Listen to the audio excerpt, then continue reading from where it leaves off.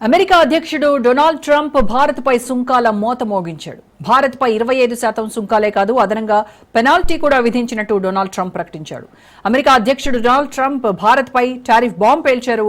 Trump Truth Social వేదికగా tweet చేశారు. ఆ ట్వీట్లో భారత్పై టారిఫ్తో పాటు అదనంగా జరిమానా విధిస్తున్నట్టు తెలిపారు. ఈ సుంకం ఆగస్టు 1 నుంచి అమల్లోకి రానుంది.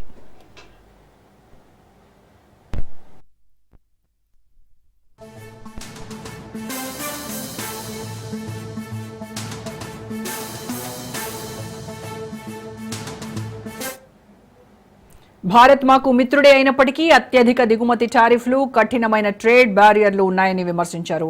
భారత్ రష్యా నుంచి భారీగా ఆయుధాలు, ఇంధనం కొనుగోలు చేస్తోంది.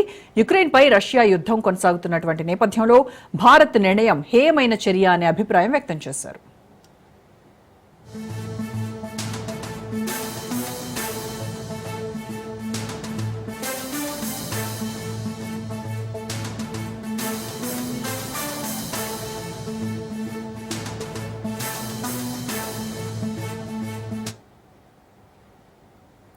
భారత్ మా స్నేహ దేశమే, కానీ వారు ప్రపంచంలోనే అత్యధిక టారిఫ్లు విధిస్తున్న దేశాల్లో ఒకటి అన్నారు.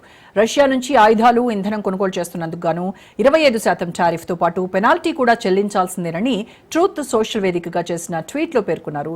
ఈ విషయంపైనే